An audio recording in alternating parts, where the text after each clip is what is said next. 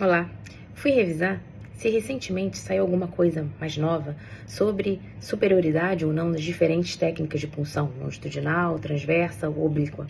Fiz uma busca rápida pelo PubMed nos últimos 5 anos, tentando ver se existia estudos novos, randomizados, comparando essas diferentes técnicas de punção guiada. E para minha surpresa, muito pouca coisa foi publicada, muito pouca coisa bem feita foi publicada.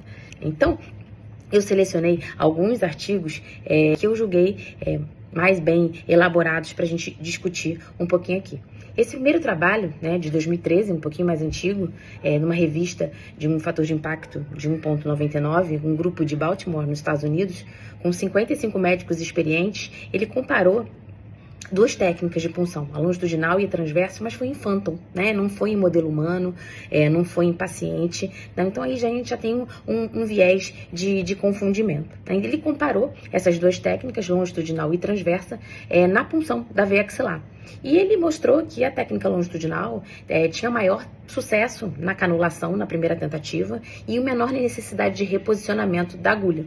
Mas lembrando que é um trabalho feito em phantom, não foi punção em ser humano. Então isso já é um viés de seleção importante que a gente tem que considerar. Esse outro trabalho, de 2018, um grupo da Turquia, que publicou nessa revista brasileira, a Revista Brasileira de Anestesiologia, que tem um fator de impacto de 1,32, que também utilizou pessoas experientes, anestesistas experientes, e ele comparou a canulação da veia jugular interna direita na sua técnica oblíqua, sem a seringa, com a técnica tradicional, transversal, com seringa. E ele viu que a técnica longitudinal era mais rápida, na sua execução, e foi necessária uma menor quantidade de números de punções. Mas lembrando que foram pessoas muito experientes, com mais de 85 procedimentos de canulação. E também foi um estudo pequeno, que avaliou 80 pacientes.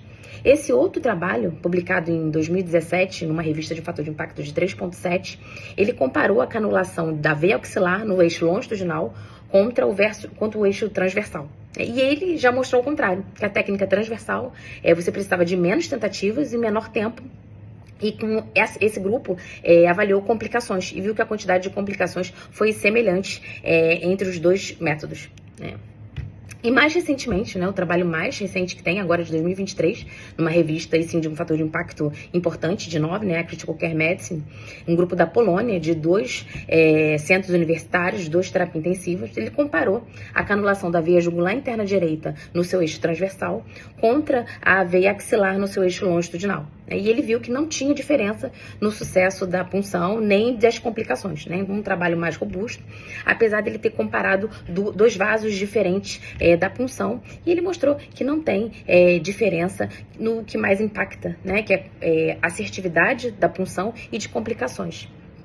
Então, só reforçando, não há superioridade entre as técnicas, nós temos que aprender todas as 3 técnicas, saber as limitações, os pontos positivos e os pontos negativos de cada uma delas, e na dependência do vaso e do paciente que você está puncionando, você vai abrir mão de uma ou outra técnica, Lembrando que a técnica longitudinal, o bom é que a gente consegue visualizar a agulha de ponta a ponta, desde a pele até dentro do vaso, mas ela precisa de uma maior destreza para alinhamento dos planos. A técnica transversal, ela tem uma curva de aprendizado mais rápida, mas para você visualizar a agulha o tempo inteiro, você tem que andar com o transdutor, senão você só vê a pontinha da agulha por onde ela está passando pelo plano do ultrassom. E a técnica oblíqua, que ela tenta mesclar o ponto positivo das duas técnicas. Eu mantenho todos os pontos de reparo na minha tela e eu consigo visualizar a ponta da minha agulha o tempo inteiro. Então, o mais importante é a gente treinar, aprender todas as técnicas para poder utilizá-las quando for necessário.